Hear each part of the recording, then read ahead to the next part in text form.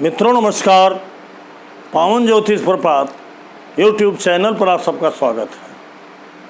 आज के वीडियो का शीर्षक बड़ा ही महत्वपूर्ण है और बहुत ही उपयोगी है तथा आप सब लोगों के लिए बहुत ही लाभदायक है। वीडियो का शीर्षक है केपी ज्योतिष द्वारा दिन भर में होने वाली घटनाओं के समय निर्धारण का सही नियम, correct rule of scheduling of events throughout the day by KP astrology.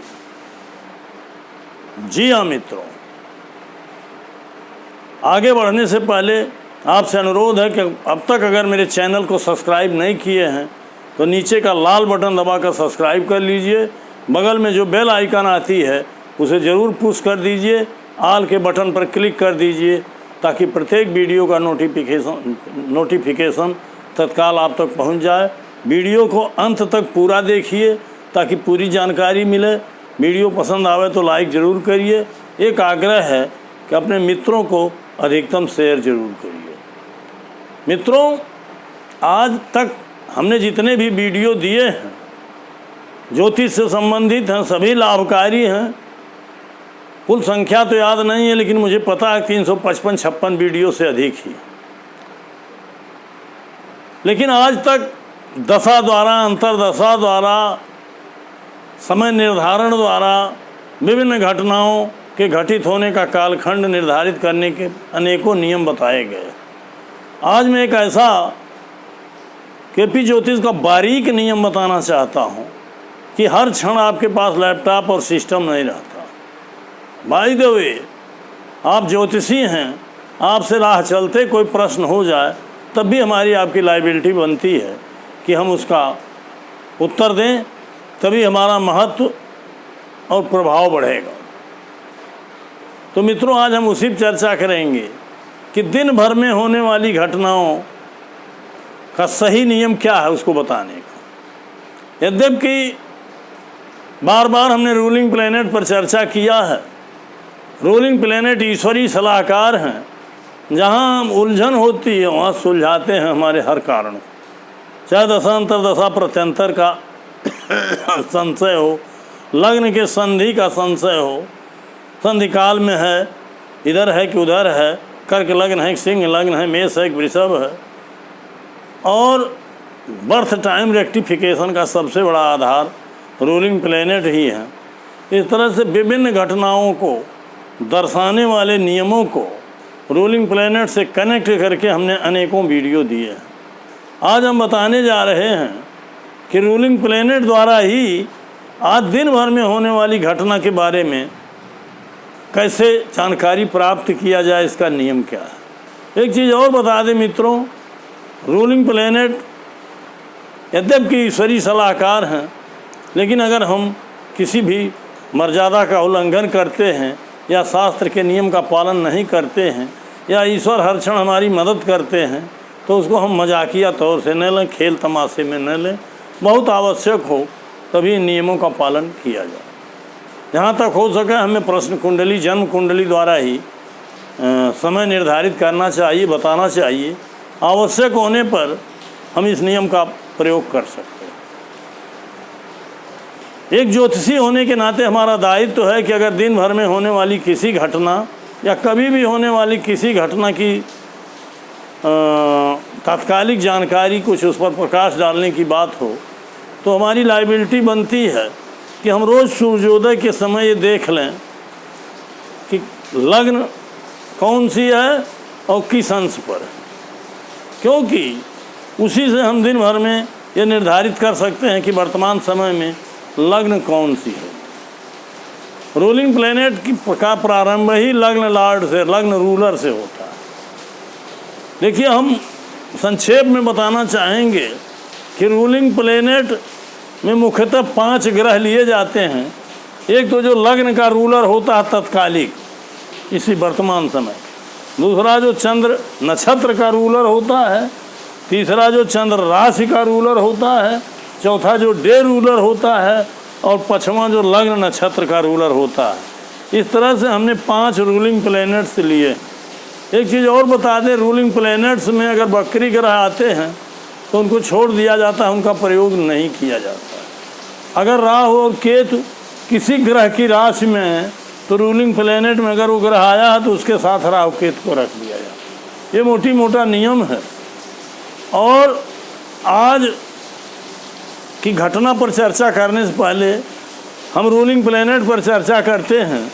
आज दिन में ही 19/8/2021 को 10:20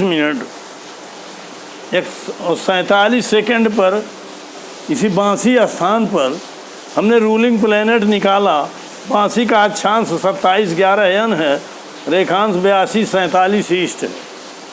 तो ये हम सब इसलिए दे रहे हैं कि आप कहीं से भी बैठ के इसका मिलान कर सकते हैं।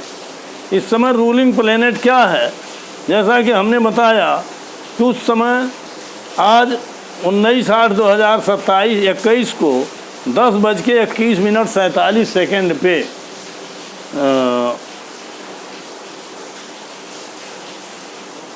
लग्न थी तुला, 5 अंश 23 कला पर। देखिए 5 अंश 23 कला पर तुला है। तुला का स्वामी शुक्र है, पहला रूलिंग प्लैनेट हुआ। शुक्र की राशि वृषभ में राहु है, इस नाते शुक्र के साथ राहु रख। चंद्र नक्षत्र स्वामी पूर्वाषाढ़ा है, चंद्र नक्षत्र आज, इस नाते उसका स्वामी शुक्र है, शुक्र को 2nd नंबर पर रख। चंद्र राशि धनु है, स्वामी बृहस्पति है, 3rd नंबर पर है। दिन आज बृहस्पतिवार है, स्वामी बृहस्पति है, 4th नंबर पर। और लग्न का नक्षत्र चित्रा है, 5 अंश 23 कला पर, इस नाते चित्रा का स्वामी मंगल रखा है। देखिए शुक्र के साथ राहु रखा है और मंगल की वृश्चिक राशि में केतु चल रहा है, इस नाते मंगल के साथ केतु को रख दिया गया है। बृहस्पति 2 बार आया है, लेकिन बृहस्पति मित्रों वर्तमान में बकरी चल रहा है, इस नाते बृहस्पति को बकरी है, इसको गणना नहीं की जाएगी। अब रूलिंग प्लैनेट देखने के बाद हमने लिख दिया सूर्योदय आज हमारे यहाँ बांसी में 5:33 है।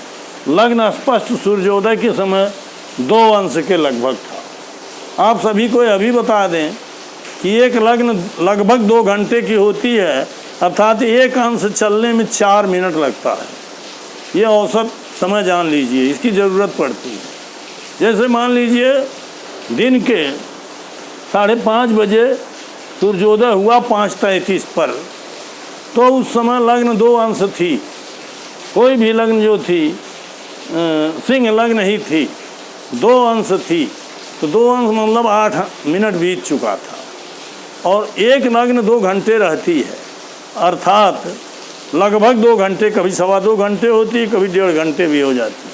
लेकिन अंदाजन अनुमानतः निकालने के लिए कि कौन सी लग्न होगी इस समय समय के मान लीजिए 5 बज रहे, तो 5:30 बजे सवेरे अगर तुला लग्न थी तो तुला लग्न में 8 मिनट बीता था। इसका मतलब 1 घंटा 52 मिनट शेष था, लगभग 2 घंटा। तो 5:30 बजे से 7:30 बजे तक तो तुला लग्न ही थी। 7:30 बजे 9:30 बजे तक वृश्चिक लग्न थी। 9:30 बजे से 11:30 बजे तक धनु लग्न थी। 11:30 बजे से 1:30 बजे तक मकर लग्न थी। 1:30 बजे से 3:30 बजे तक कुंभ लग्न थी। और 3:30 बजे से 5:30 बजे तक मीन लग्न था। इस समय हम मीन लग्न में चल रहे हैं। तो इस तरह से एक बात और बता दें, यद्यपि जो हमारा सिस्टम है, सॉफ्टवेयर, लैपटॉप या अंग्रेजी माध्यम है, वर्तमान युग है, आधी रात के बाद दिन और तारीख दोनों बदल जाती है, लेकिन हमारे भारतीय मान्यता के अनुसार सूर्योदय से आज के सूर्योदय से कल के सूर्योदय के पहले दिन वही रहता है। इस नाते अगर आज कोई घटना देखनी होगी तो ऐसे 24 घंटों में हम सुबह होने वाले सूर्योदय के पहले निर्धारित करेंगे। ये चीज़ें हमारे जानकारी में रहें। दूसरा चीज़ हम नोट कर लें डायरी में या दिमाग में कि आज चंद्र नक्षत्र क्या है, चंद्र नक्षत्र कब तक है, कब से चंद्र नक्षत्र बदल रहा है, चंद्र राशि क्या है। ये सब चीज़ें बहुत छोटी हैं, पंचांग से देख के आप नोट कर सकते हो। अपने सिस्टम में लैपटॉप वगैरह है तो वहाँ से नोट कर। दिन कौन सा है, ये सब आपको जानकारी रहेगा तो तत्काल कोई सवाल हमारे सामने आएगा तो हमको ये पता चल जाएगा इस समय लग्न क्या होगी। जैसे मीन लग्न है, चंद्र नक्षत्र पूर्वाषाढ़ा है, वही शुक्र उसका मालिक है, चंद्ररास धनु है, उसका मालिक बृहस्पति है, दिन आज बृहस्पतिवार है। तो इस तरह से 4 ग्रह तो हमारे दिमाग में रहेंगे, उन्हीं चारों ग्रहों के आधार पर हम तात्कालिक भविष्यवाणी कर सकते हैं। जैसे आप लोगों को एक बात और बता दें कि ग्रहों का कारकत्व तो भी आपके ध्यान में रहे। जैसे सूर्य जो है यह अधिकारी ग्रह है, राजा ग्रह है, डॉक्टर है, वैद्य है, दवाई है, पिता है। और हमारे केपी ज्योतिष में वैवाहित स्त्रियों के लिए पति का भी कार्य करता, अधिकारी वर्ग से संबंधित है। चंद्रमा माता का कारक है, प्रवाही पदार्थों का कारक है, द्रव पदार्थों का कारक है, दूध का, और राजकीय ग्रह भी है, स्त्री ग्रह भी है। इसी तरह से मंगल जो है छोटे भाई बहन का कारक है। मंगल ऑपरेशन का, चोट का, दुर्घटना का, पुलिस विभाग का, और बल का, पौरुष का, पराक्रम का, झगड़ा का, झंझट का, इन सारी चीज़ों का कारक है। बुध बुद्धि का कारक ग्रह है। ज्योतिष से संबंधित कोई काम हुआ, बुद्धि से संबंधित कोई काम हुआ, शिक्षा का भी कारक है। और बुध एक बालक ग्रह है, द्वित्व स्वभाव का होता है, डुअल स्वभाव। बृहस्पति देव गुरु है जो शिक्षा विभाग जिसके अंतर्गत आता है, ईश्वर का, पिता का।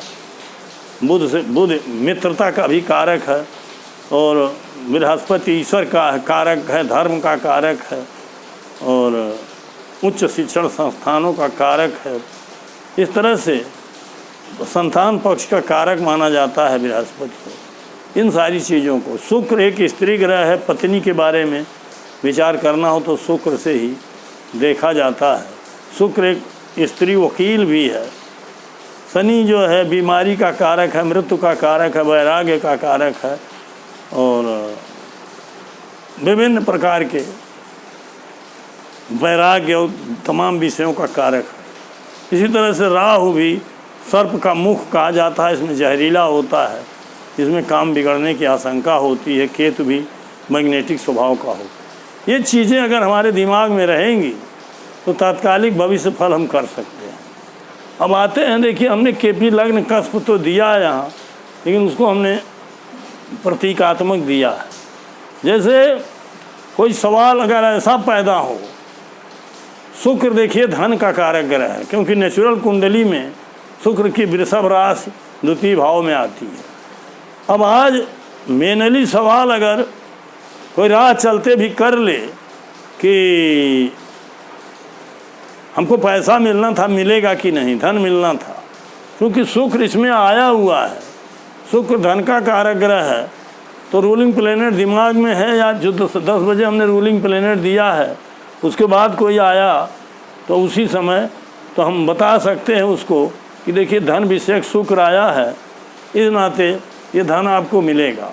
उसने कह दिया कब मिलेगा, तो देखिए तुला लग्न है, तुला में तो मंगल का नक्षत्र चल रहा है, लेकिन अब इसके बाद जब मिलेगा तो कब मिलेगा, तो तुला के बाद वृश्चिक लग्न आएगी। वृश्चिक में लग्न तो आएगी, लेकिन मंगल तो है उसमें, लेकिन उसका नक्षत्रेश बृहस्पति है, बकरी है, शनिचर बुध है नहीं। धनु आएगी, धनु में देखिए शुक्र आया है, धनु लग्न में शुक्र का नक्षत्र आएगा, अर्थात जब धनु लग्न आएगी तो वो धन मिलेगा। उसके बाद एक स्थिति और, धनु लग्न कब आएगी, अगर 10:30 बजे किसी ने हमसे सवाल किया 10:20 पर, तो हम बता देंगे कि धनु लग्न देखिए, चूँकि 5:30 बजे तुला लग्न है, 7:30 बजे तक वृश्चिक है, और 9:30 बजे तक धनु लग्न है। अर्थात धनु लग्न में मैंने 7:30 बजे के बाद जब शुक्र का नक्षत्र आएगा, 13 अंश बीतने के बाद केतु का नक्षत्र होता है शुक्र का, अर्थात 1 घंटा 8:30 बजे के बाद आपको धन मिलेगा। इसी तरह से दिन भर में 2-4 घंटे बाद भी अगर घटना होनी है, देखिए बृहस्पति तो बकरी है, लेकिन शुक्र में मंगल और मंगल में शुक्र, ये ग्रह आपको मिल जाएंगे। ये बकरी नहीं है, शुक्र और मंगल। तो शुक्र की राशि, धनु में शुक्र का नक्षत्र होता है, और शुक्र की राशि वृष में मंगल का नक्षत्र होता है। शुक्र मंगल की राशि मेष में शुक्र का नक्षत्र होता है। अर्थात धनु, वृष और मेष, ये राशियां इस 24 घंटे में या सूर्योदय तक जब आएंगी, उनमें इन ग्रहों का नक्षत्र आप निर्धारित करेंगे तो आप कालखंड को बड़ी आसानी से बता सकते हैं। अगर कोई घटना, कोई ये पूछे कि ये सप्ताह में घटना हमारी कब होगी, 7 दिनों में, तो 7 दिनों की घटना के लिए यही दिन पर्याप्त हैं। मैंने आज के बाद जो आने वाला शुक्र है, आज तो शुक्र है नहीं, आज बृहस्पतिवार है, अर्थात कल शुक्रवार है। कल उस आदमी की संभावना ज़्यादा बढ़ जाएगी क्योंकि कल आने वाला शुक्रवार है। मंगल को भी कोई घटना होने वाली होगी तो हो जाएगी इस सप्ताह में। लेकिन अगर एक सप्ताह से ज़्यादा में कोई घटना होने वाली है, आपको पता है, तो कब होगी, तब इन्हीं नक्षत्रों के आधार पर आप निर्धारित कर सकते हैं कि शुक्र में तुला राशि में जब मंगल का नक्षत्र होगा लग्न में, या नहीं, चंद्रमा का गोचर उसमें देखा जाए, अर्थात चंद्रमा अगर आप धनु राशि में है तो मकर, कुंभ, मीन, मेष में जब जाएगा, मेष राशि में भरणी नक्षत्र में चंद्रमा रहेगा, शुक्र के नक्षत्र में, अथवा वृष राशि में जो है मृगशिरा नक्षत्र में रहेगा चंद्रमा, आगे वो दिन आप निर्धारित कर लेंगे तो दिन को भी आप बता सकते हैं। तो दिन की घटनाओं को आप इस तरह से बता सकते हैं कि अभी बिजली चली गई तो बिजली कब आएगी।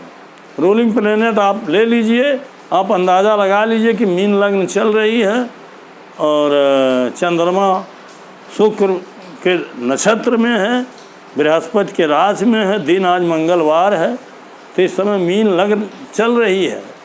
इस नाते अभी मेष लग्न में जब आएगी 1:30-2 बजे करीब, तो समय आप मानसिक रूप से कैलकुलेट करके बता दोगे कि अभी 5:30 बजे, 6 बजे करीब, 6:30 बजे करीब बिजली आ जाएगी। इस तरह से कोई घटना, आप दिन भर में होने वाली घटनाएं जो आज सूर्योदय से लेकर कल सूर्योदय के पहले तक हैं, उसको कैलकुलेट करके घंटा मिनट तक जोड़ करके मानसिक रूप से आप बता सकते हो। जैसे हमने जोड़ दिया कि सवेरे तुला लग्न थी तो इस समय 5 बज रहा, 2-2 घंटा जोड़ के हमने कहा मीन लग्न होगी। चंद्रमा तो उसी में है और राशि वही है, दिन वही है। इस आधार पर ग्रहों को निर्धारित करके आज होने वाली घटना को लग्न और नक्षत्र देख लीजिए। जो लग्न का मालिक और नक्षत्र का मालिक इसमें आया हो, घटना उसी समय घटित होगी।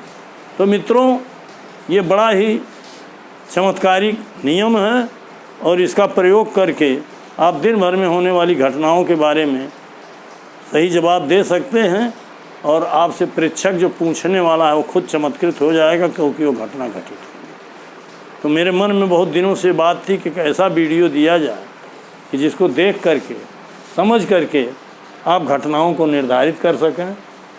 बर्थ रेक्टिफिकेशन है और लग्न संधि पर है तो उसको अभी उससे निर्धारित किया जा सकता। कहीं आपको संशय है कि घटना इस दशा अंतरदशा में होगी, किस दशा अंतरदशा, चंद्रमा में होगी, सूर्य में होगी, बुध में होगी, रूलिंग प्लेनेट द्वारा हम वो भी देख सकते हैं।